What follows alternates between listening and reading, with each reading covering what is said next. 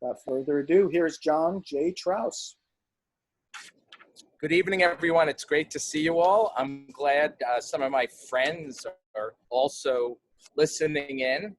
I really tend not to write about current events, but I did write I wrote more than one coronavirus poem. And I'll begin with this sonnet called Endangered Generation. How should this pretty scary tale begin of how coronavirus came about? Behold the pretty scaly pangolin, arboreal and with ant-eating snout, carnivorous, that's insects mostly, kin to true anteaters and nocturnal too, with imbricated scales of keratin, so prized in China, but who can know who in Wuhan, Hubei, first ran foul of that poor pangolin down on his luck and bit by that odd batshit crazy horseshoe bat to render pandemonium COVID-19 that caused the death, as this tale spins, of humans and endangered pangolins. And now I'll read from Why Sing. This poem was actually on the Sensitive Skin website. It was published in an online issue of Sensitive Skin. It's called The Large Ladies of Land's End and L.L. Bean. And the epigraph is the first line of Gertrude Stein's Lifting Belly from 1915 to 1917. I have been heavy and had much selecting. Because I'm not satisfied by the limited palette of men's clothes, especially in turtlenecks. Because I want a turtleneck in every shade without limitation, and will wear them. Because I want a turtleneck traditional or mock in every shade available, not just men's. Because traditionally the palette for women's clothes is far more vast and specialized. Because I wear men's extra large and triple extra large in women's.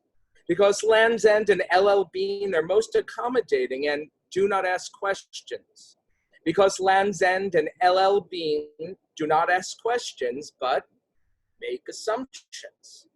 Because Land's End and LL Bean engage in marketing techniques to zero in by choices. I receive mail order catalogs from Land's End and LL Bean and get promotionals online.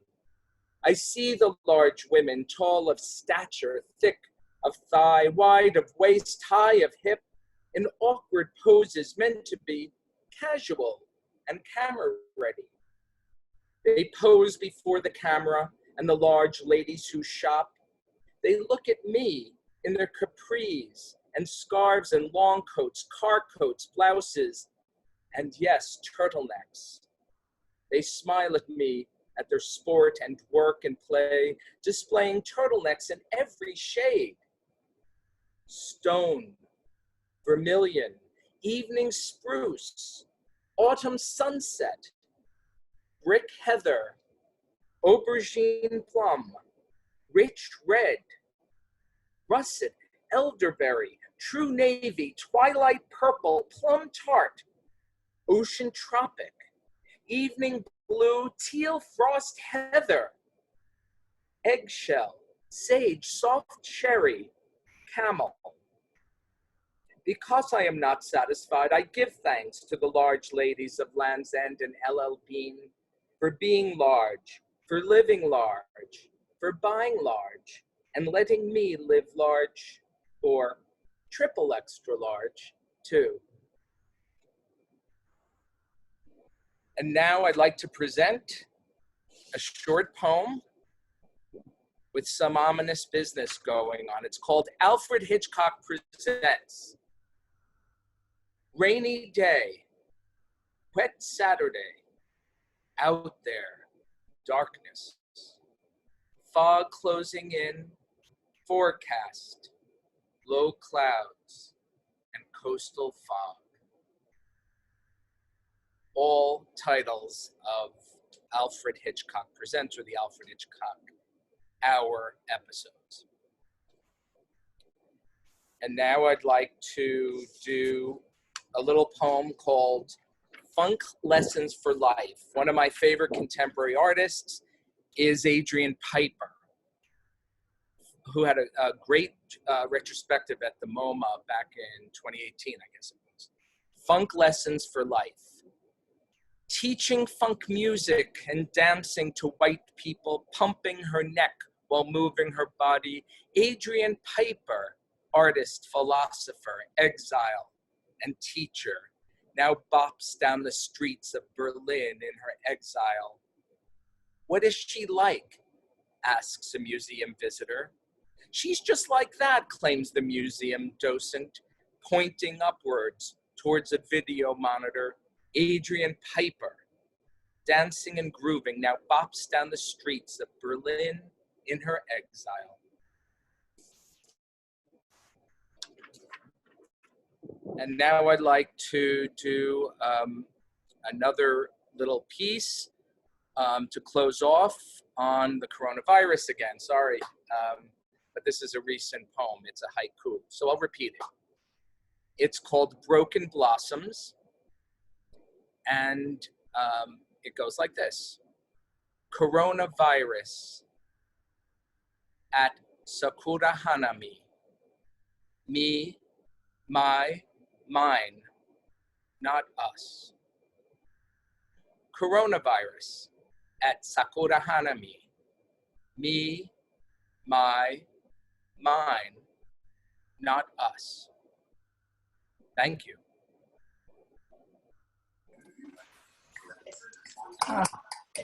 Is that enough?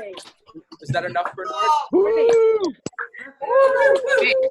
Nicely done, John. I want to talk next. Thank you. Yeah, awesome. Oh. Smile, John. That was enough? Good. Great. Oh, sorry, it's making a horrible noise. I want a turtleneck. I definitely do that. It's so great. Thank you.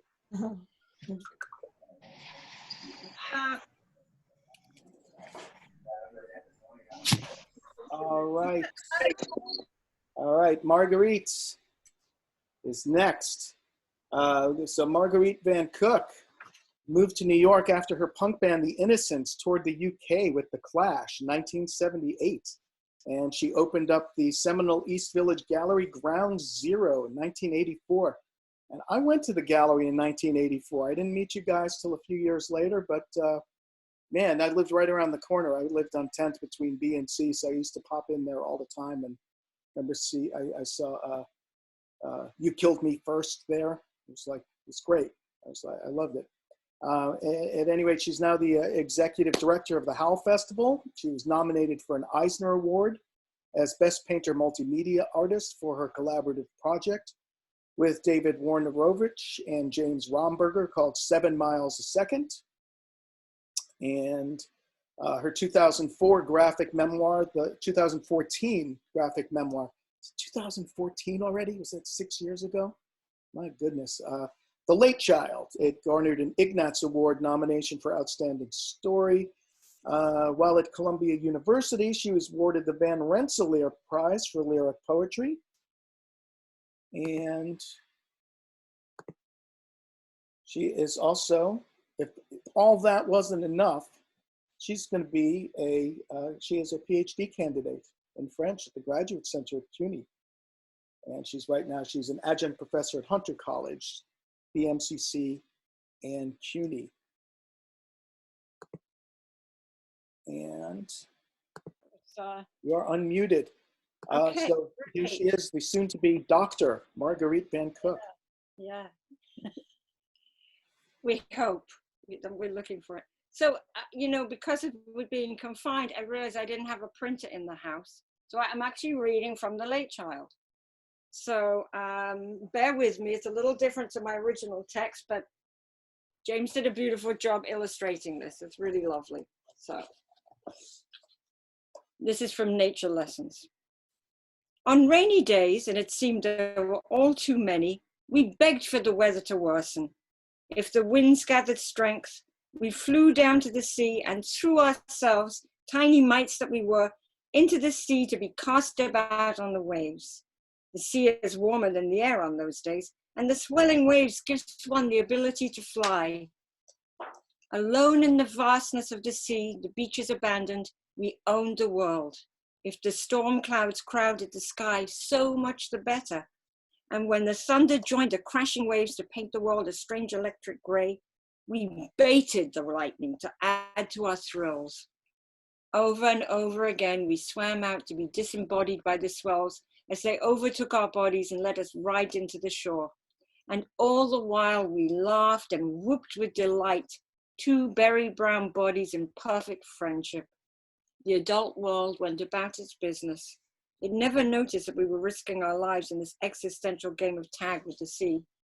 When we returned to Brunella's house, her mother stopped her business for a second to say, "You girls must be frozen. Dry off and you can have some hot milk." We'd take the stairs 3 at a time to the enormous bathroom and cast off our shorts and still wet swimsuits, plucking tiny strands of seaweed from our crevices, before pulling on our dry things to zoom down to the kitchen. We were reckless with our biscuit trophies. We devoted ourselves to eating and ordering the biscuits for as long as possible, devising new ways to make the pleasure of each crumb last longer. We despised pink dolls and dresses. We liked hamsters. We put them in our sweaters as we ran and explored. At 8 years old, it's possible to outrun all the boys in one's class, to outclimb them, and in most cases to outdare them. Prunella was my hero. She nicknamed me Maggot. Together we were a delight unto ourselves. She was a crack batter and bowler too. Her 2 older brothers used to let us play with them. We were most often in the outfield, but the boys genuinely liked us and we didn't get much ribbing from that quarter. Those rare days were like honey to us. Not that we had any cares when we were together. We slipped them off with our parents' gaze and our shoes and socks. I think we knew well enough that it was special, but we never spoke of it because we understood the vulnerability of the moment. We would grow up and change. Eventually, we would lose each other, no matter how many pacts of forever we made. For now, we lived in happy stories of our own devising that mirrored the best adventure stories we read at bedtime. Change of scene. The drizzle didn't bother him a bit. He took his place in the shadows across the street from the Bus Drivers Municipal Transport Workers Union. He couldn't believe his luck on the day he had discovered that it had rented its assembly rooms to a small dancing school. Rain trickled slowly down his neck and slipped beneath the fray of his shirt collar. His neck was always slightly hot because the barber's razor burnt his skin. He kept up his short back and sides. He applied brow cream to manage the unruly bits. He thought it made a good impression. He was not likely to be challenged as a layabout, looking as kempt as he did. He didn't like to be noticed. He didn't consider himself to be a loud man. It was helpful to keep to himself. He didn't enjoy the company of other men who talked rubbish after a few beers, nor did football or the horses hold any charm. He was different. At first, he thought it was a party thrown for the children of the employees. On his way to the fish shop, he saw 4 little girls in their pink tights and leotards as they played a sort of dance game of tag.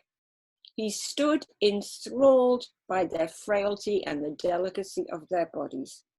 The lamp that might have illuminated his presence was far enough away that he could see them without being seen. Another bit of luck going forward. As the months passed, he thought he'd better keep his wits about him. So he bought a sandwich, meticulously wrapped in tinfoil. He kept it in his pocket until 5:30 beamed in neon from a tiny high window of the transit club. The girls were all in class for another half hour before they came out. The clock gave him a way to eke out the moments as he fantasized about his upcoming reward. And it made him laugh that the only visible part of the club was the timepiece. The buses never ran on time, but that was a good thing in part, something he was depending upon. His patience paid off. He found that on Tuesday nights, the children had private lessons. They left one by one as the last was still inside dressing and the teacher's shabby Daimler drove away. The caretaker locked up after they all left. At 6 o'clock, one miniature dark-haired ballerina of perhaps 8 or 9 years old was the last to leave. Her mother didn't collect her. The others had drab old hags to pick them up and drag them off. He watched the lipstick-smeared cows squawk and abuse at his girls. They passed beyond into the narrow row of houses and the crowding slums of the inner city. But his girl went the other way. And I'll stop there. So that was on my autobiography. Thank you. So, it gets a bit creepy. Thank you. Thank you. Was that enough? That was great. He knows that I'm not the one that's All right. Next up is Rich Ferguson. He's a poet from LA. Pushcart nominated. Shared the stage with Patti Smith, Wanda Coleman, Moby, and other esteemed poets and musicians. He's a featured performer in the film What About Me, featuring Michael Stipe, Katie Lang, and others. And his poetry collection, Eighth and Agony, is out on Punk Hostage Press. And his debut novel, New Jersey Me, has been released by Rare Bird Books. All right, so here is Rich Ferguson. Thanks for having me, Bernard, and everyone. I'm already putting. Yeah, I hope everyone is well. Stay strong. We'll get through this. What we argue about, what we know to the depths of our soul, what makes the soles of our feet burn, what our pain is and what we do with it, what we do for love, what animals mate for life, what weapons will look like in 100 years, what our history of violence tells us, what the silence tells us on nights we can't sleep, what slips between our fingers, between the cracks, what cracks us up, what gets us up out of bed every morning, what we see when we look in the mirror.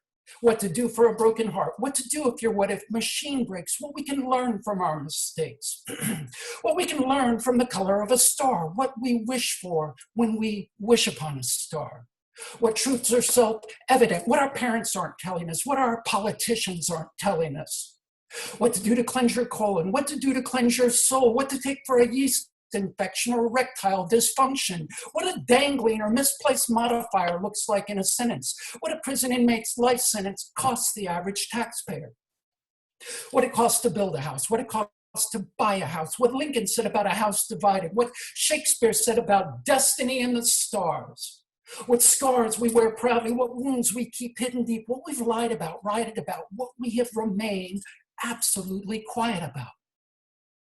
What the coroner's report will say about us when we're gone, what our family, friends, and coworkers will say about us when we're gone, what to do to get turned off, what to do when you're turned off, what make Van Gogh cut off his ear, what paint colors go together or make people look more beautiful, what it really means when people say beauty is in the eye of the beholder. What eye color is most sensitive to light, what agitates us, what brings us peace, what meditation does to the brain, what cancer does to the brain, what we know about wisdom versus intelligence, what we know about ignorance versus stupidity, what stupid things people do with their smartphones. What women do that drive guys crazy, what guys do that drive women crazy, what it really means when a guy says he's scared, what it really means when a woman says, fine. What degree of separation you are from Tom Waits versus Tom Cruise, what your taste in movies or music says about you, what the chicken says when crossing the road, what we have done for kicks on Route 66, what 666 means to a mathematician versus a devil worshiper or a biblical scholar, what prayers to say for abundance, what prayers to say for healing, what we've held in our hands, what we'll be handing over to the next generation, what we've handed over as a bribe, peace offering, or evidence. What the witness saw, what the victim saw, what the shooter saw when staring down the barrel of his rifle, what we see when looking up at the clouds, what we see when looking down deep into ourselves. What was said at the reunion of deathbed wishes. I want to seek out tomorrows that drink optimism, straight no chaser. I want to address our deepest sorrows and easy to shed miseries, remove all billboards from the overcrowded highways of our minds. I want to prove that white noise loves black jazz, that Mr. Rogers was a CIA operative hired to test the limits of human kindness, that the reason dogs howl is because it's far easier than reciting Ginsberg's Howl by memory. I want to create drive-through therapy for when we just need a to-go cup of healing, build monuments to love letters still written by hand, offer landmark status to all remaining phone booths, build bookstores on Mars, underground libraries for bookworms, construct bright playgrounds in the cloudy eyes of the dying. I want to expose all false idols for being truly idle, recycle old lies into lions guarding the gates of greatness, create a medication to remove all self-inflicted blemishes from the conscience, drop poetry bombs into lives without enlightenment, compose songs of tectonic forgiveness along all our faults. I want to swap eyes with a stranger to see how others witness life. Remember when we shared the same breath and were one? When we shared a language that defied hungry ghosts, or when we swam together in wild waters that could not drown us. Since our fall from grace, we have lost kinship with innocence. We have experienced so many variations of original sin that its taste has become far, far from original. These paradises we have burned and abandoned have collapsed into a Garden of Eden, now bleeding, a complex geometry where parallel lines of love and consideration contend with irrational proportions of emotional, physical neglect and constriction, non-complementary angles of sexism versus fairness. Those seeking domination battle it out with those seeking collaboration in the multi-dimensional arena of our human condition.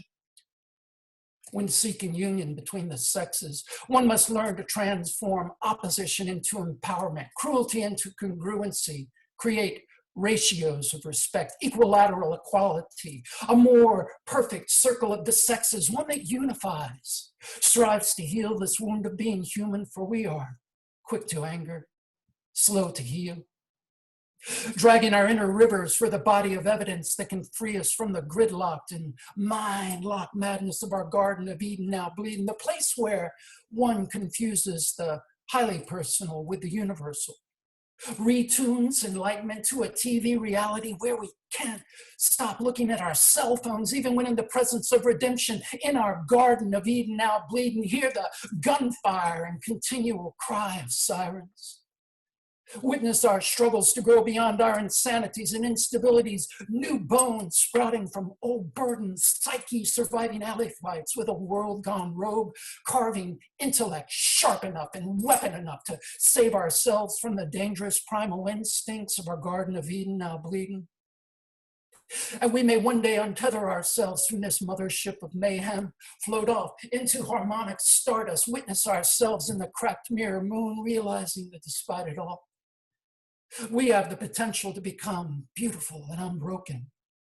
And beyond our Garden of Eden, now bleeding, our flowers of good fortune can flourish even as our world devolves into deserts of destruction, that we can sleep with fire and wake up the right kind of bright.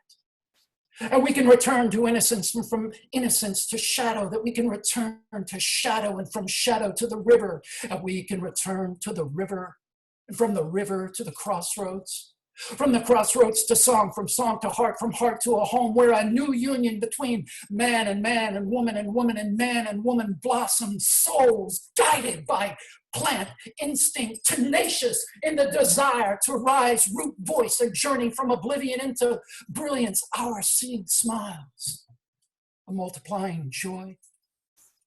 In our new Garden of Eden, no longer bleeding, remember to let the flowers grow, but pull away the weeds before they tower over us on this spinning ball of eroding and beautiful blue. Take care, everyone. Wow. Very cool. Thank you. Awesome.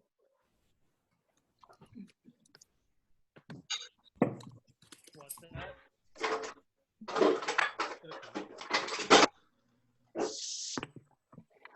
I let it have it run on my cell phone. We can just keep running.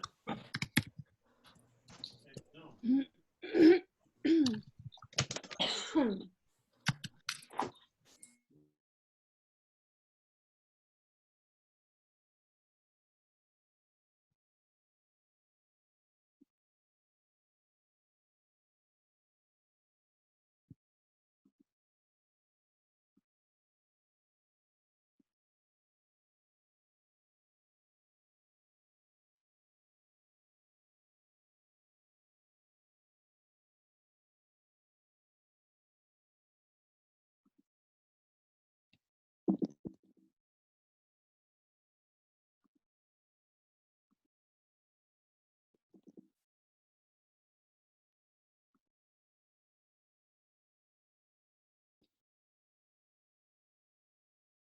Was I mute all that time? Yep. Oh, for fuck's sake. I'm going to figure this fucking thing out one of these days. I just introduced you. Didn't nobody heard a word I said? Bonny. Bonny That's me Finberg. invisible. She's written fiction, poetry, essays. Her photographs have been published and translated international in numerous literary journals and anthologies.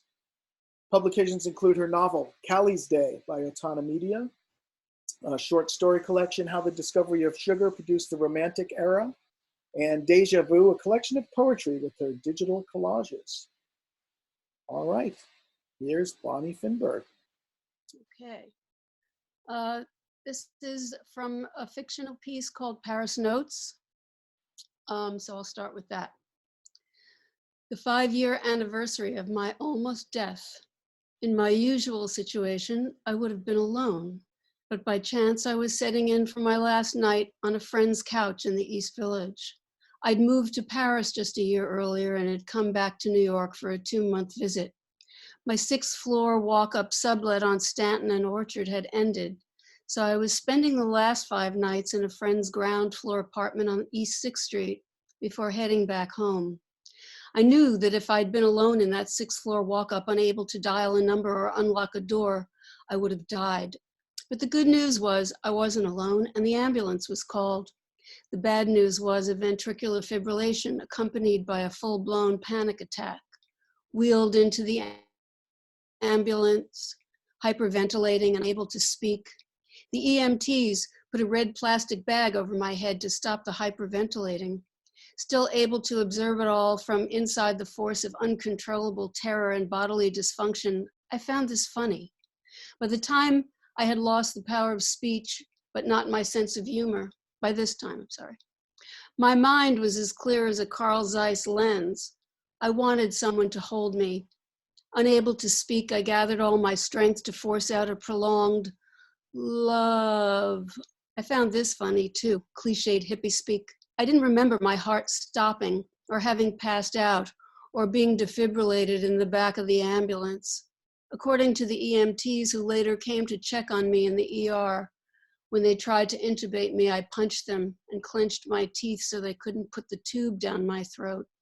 But they must have done so, indicated by the burning rawness when I swallowed. I came to just at the moment the doors of the ambulance opened, being race-wheeled through the ER straight into a CAT scanner. Then I was wheeled into a curtained cubicle to wait for an available bed. More lucid than I'd ever been in my life, I was exhilarated. I wasn't dead.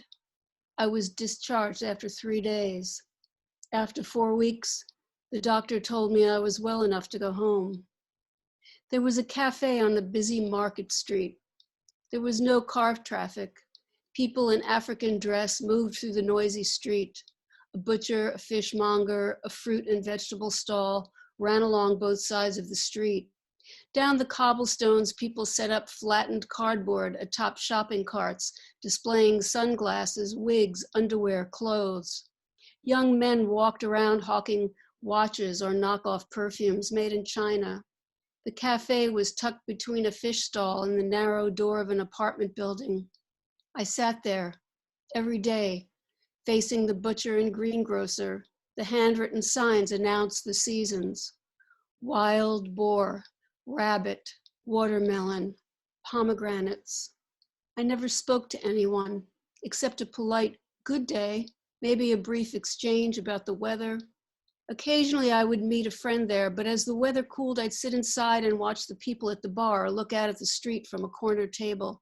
The cafe drew me from the monotonous familiarity of my apartment, made me feel I was doing something, though it was the same nothing, except I was surrounded by people. No one ever approached me except to take my order. Sometimes, at night, I felt someone's touch, like a missing limb. I knew enough French to get by, but could gladly let the conversations around me blur into a kind of musical background.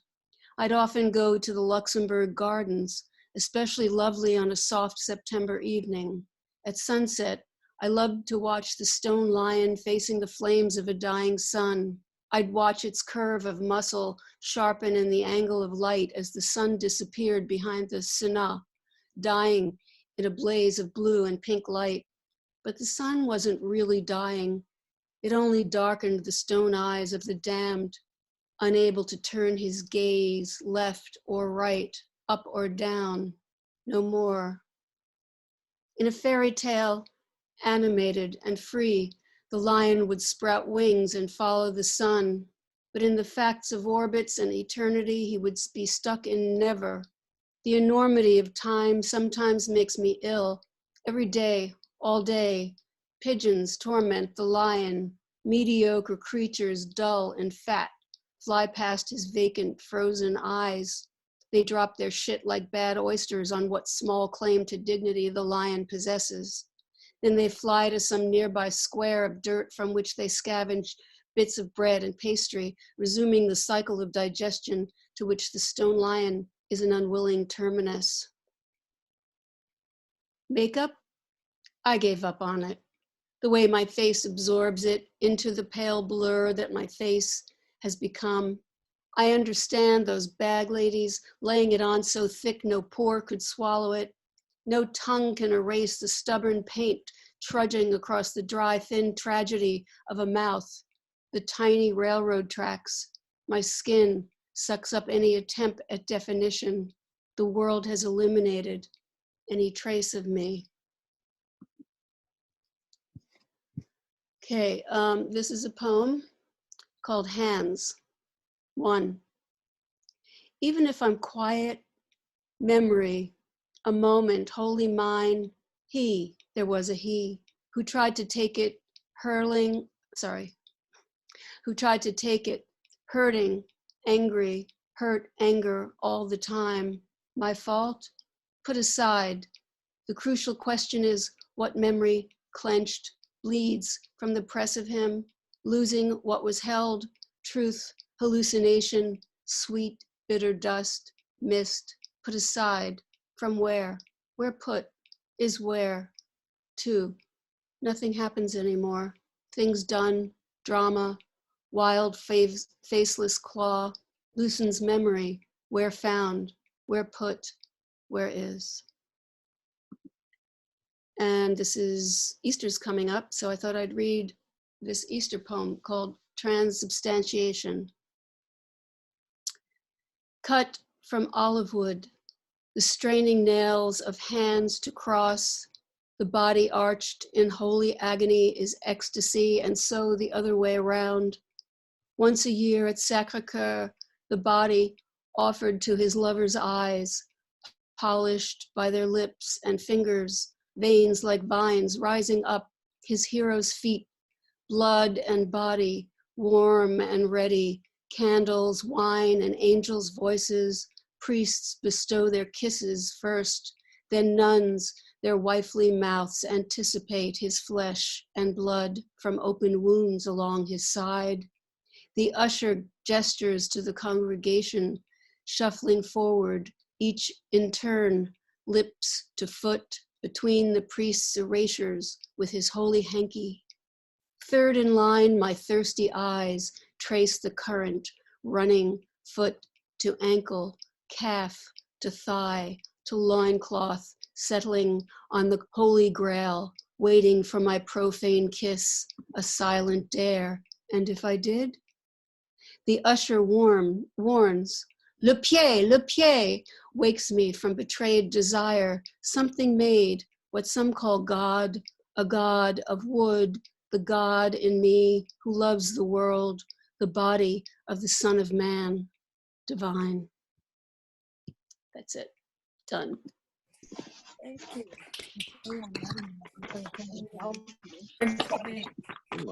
How'd you come down? Thanks, Bonnie. Thanks, Bonnie. That was awesome. Thank you. By the way, Andrew's gonna do some Thank Zoom you. stuff too. Oh, good. Thank you for tuning in. All right. I'm going to mute you all again. No, you hadn't seen. And can you hear me now? Jeez Louise, this is complicated. Our final reader tonight from Los Angeles is Erika Schickel, and she is the author of You're Not the Boss of Me, Adventures of a Modern Mom.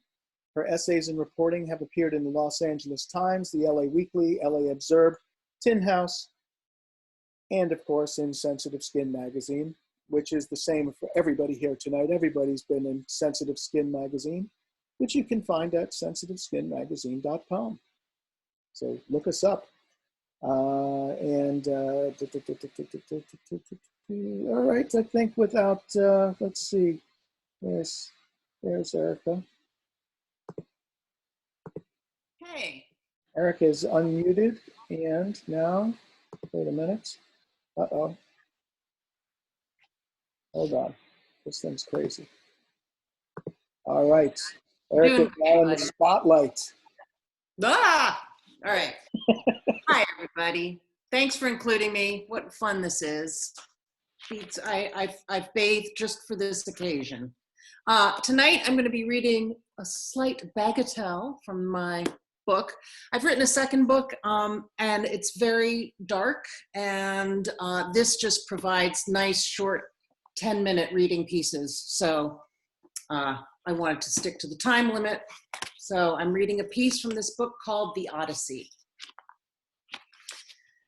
It turned out to be the biggest mistake of my life. Literally a 4,299-pound mistake made of steel and molded plastic. It was the first new car I had ever bought. The salesman handed me a clutch of keys and paperwork, and I climbed aboard. I wondered how this vehicle ever got the name minivan. There was nothing mini about it. As I sat in the pilot's seat surveying the road ahead, I felt more like Captain Kirk on the bridge of the Enterprise than Odysseus on the bow of his ship. Carefully, I maneuvered my Honda Odyssey off the sales lot and into space. I nearly squashed a VW Bug before I made it around the block. At a red light, I pulled up alongside a Chevy Suburban.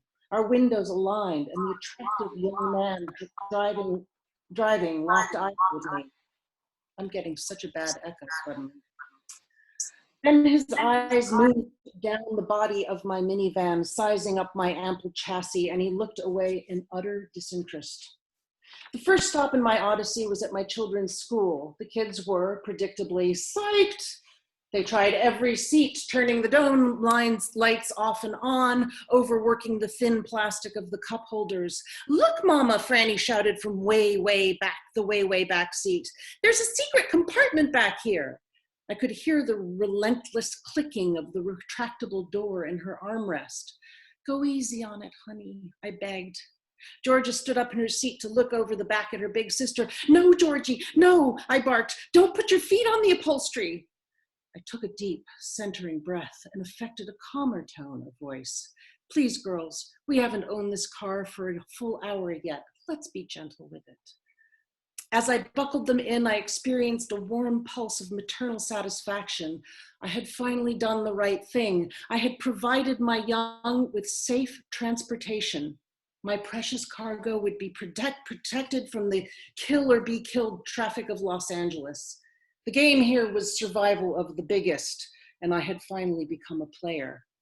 Now all I needed was the approval of my peers, so I set out for my friend Ray's house. La Cienega was a breeze. The 240 horses pulled me strongly through traffic. The engine was smooth and quiet. As I peeled out of a green light, I reflected on the irony that my first ass-kicking V6 engine would be under the hood of a minivan. I had never driven such a powerful car. It seemed to hum all around me, grabbing up the road. I drove like a chauffeur, gliding smoothly into stops, not wanting to age it, harm it, stress it. But in my heart, I knew it was too late. Just by driving it off the lot, I had turned it into a used car. When I turned onto a side street, the going got stickier. A small truck approached, and I saw that what with SUVs parked on either curb, one of us would have to yield. Since I clearly trumped him on girth, the truck pulled over to let me pass. As I squeezed past him, I felt like a fat lady in a movie theater trying to gather herself in, smiling apologetically for taking up so much space. I pulled up in front of Ray's house and got out of the car with a sigh. From the outside, it really didn't look that big. Ray came out of her house and appraised my vehicle. Wow, it's big. I know. But it's great, she went on, sensing my angst. Do you think? Sure, it's very practical. It is, isn't it? Yes, and it's nice in the green, better than the gold. Just then her son, Noah, came out, and the look on his face told me that in his eyes, I was perhaps the luckiest person in the world. Wow, cool, he cried, running up to it and yanking open the sliding door so that it went slamming back on its rollers, causing the whole van to vibrate. Noah, his mother warned, go easy, but Noah couldn't hear her. He was already in the way back with my kids, getting the grand tour. In a second, all the rear fan vents were blowing and the dome lights were ablaze. Check this out, Noah, Franny enthused, clicking open a compartment between the visors. This is for sunglasses. Cool, this is so cool. I looked over and saw Ray's Subaru sitting primly in her driveway, a sleek, fuel-efficient reminder of what I could have had if I had only chosen what was behind door number 2. My husband and I had spent many hours debating what car to buy. In fact, we test drove the very car that Ray ended up buying. We wanted a Subaru, but we worried that it would lack legroom and cargo space.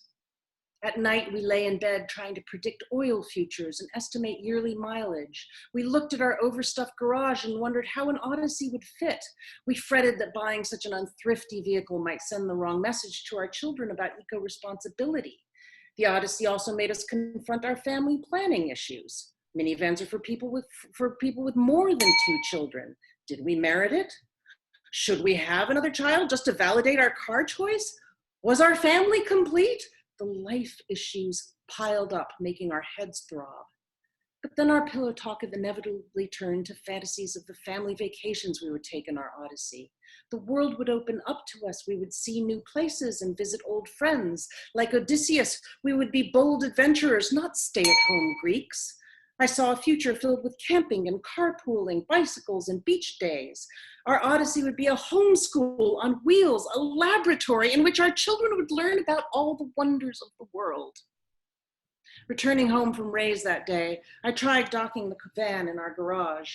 I nosed it in as far as it would go and I parked. I got out and hit the button for the garage door and it cleared the back by maybe an inch.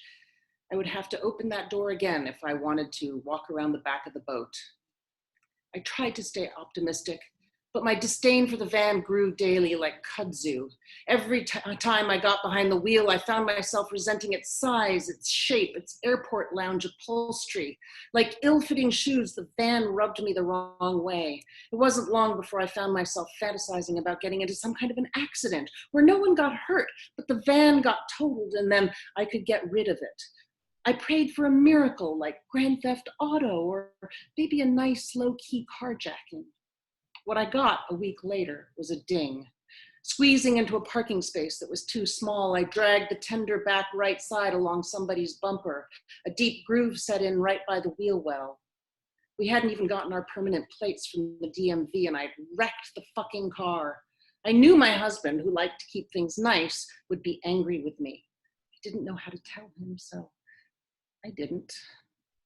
Doug saw the scrape within minutes of coming home from work.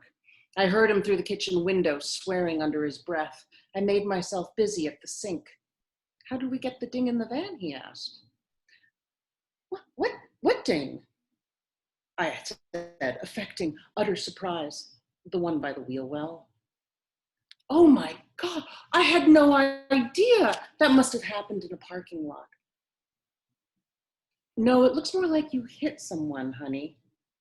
Oh, but I swear I didn't. This odyssey was turning me into someone else. I was a lying minivan dinging worm. And the worst part was Doug knew that I was lying. To his credit, he let it go, but it hung in my heart like a rotting corpse. It was lonely up front. Even when the kids were in the van, they were out of reach in the way back seat. I would have to pitch juice boxes and pretzels to them, hoping not to bean them. They would eat, staring out of tinted, fixed windows, breathing recirculated air, listening to Radio Disney and tuning me out as I tried to shout out conversation. Sometimes they would spot friends on the road, and they would wave mutely behind the dark glass. I would have to roll down my window and relay messages to friends from my frustrated invisible girls. We lived in this hell for a full year. Then, one miraculous day, Doug's old Honda gave up the ghost. It was time for him to get a new car. This reopened the whole conversation. I'd like to get another sedan, he said. Okay. He paused. Something clearly was on his mind. Should we sell the minivan? What? Don't you think? Could I be hearing him right? Really? Sell the Odyssey? Sure, you hate it, right? Well, hate's a strong word, honey. Would loathe be better? Maybe. We made a mistake. Let's just admit it and move on. I wept tears of gratitude and joy all over his shirt. Never have I loved him more. We were going to make a new start together. The next couple of weeks were like waking up from a nightmare. We sold the Odyssey to a childless retired couple who were overjoyed to have it, dings and all. We bought a nice used Subaru Outback. Driving it off the lot and over to pick up my kids from camp, I felt like myself again. Just a gal in an okay, small, used, pre-dinged car. The kids were delighted with the new car and nestled cozily into the back seat, happy to be closer to their mother. As I maneuvered deftly through traffic, I breathed a long sigh of relief. My Odyssey was finally over. What a long, strange trip it had been.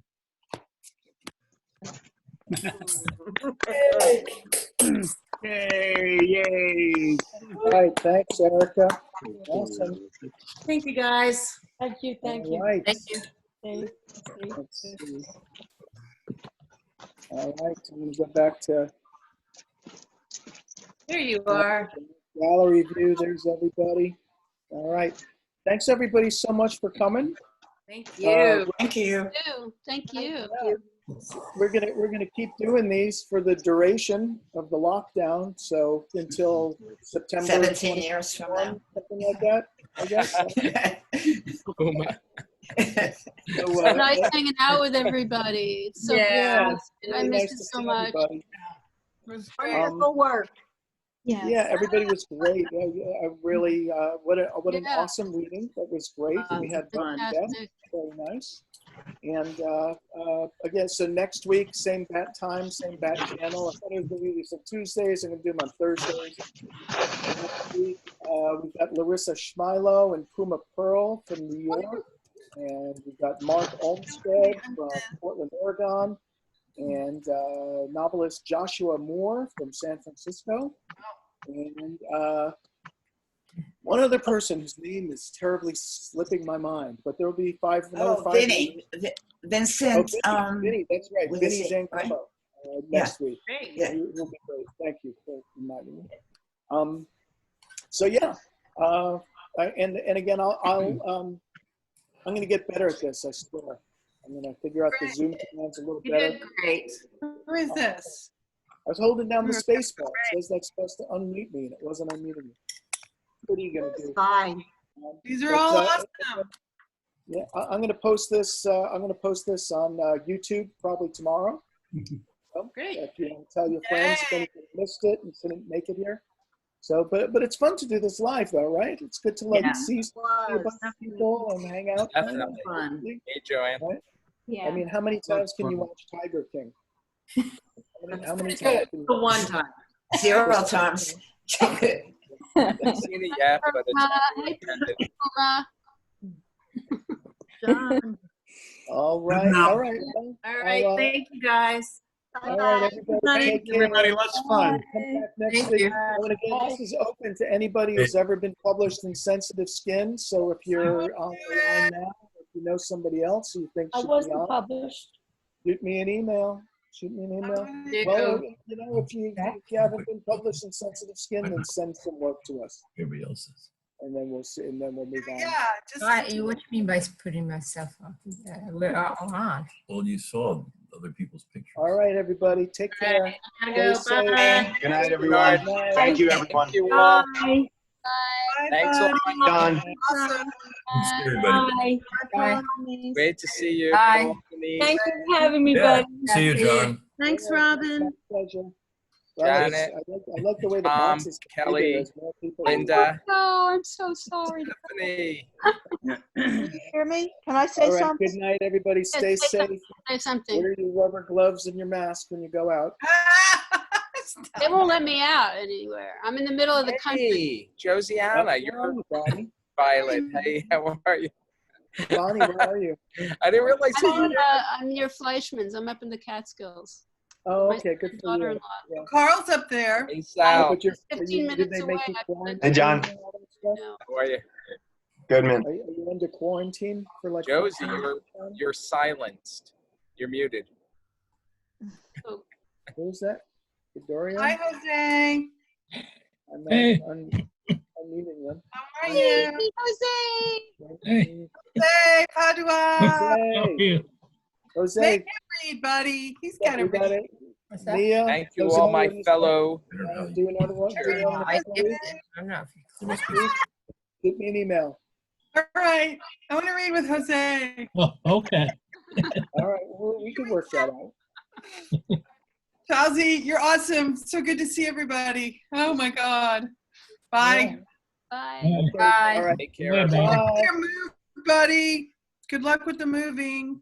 Thank you.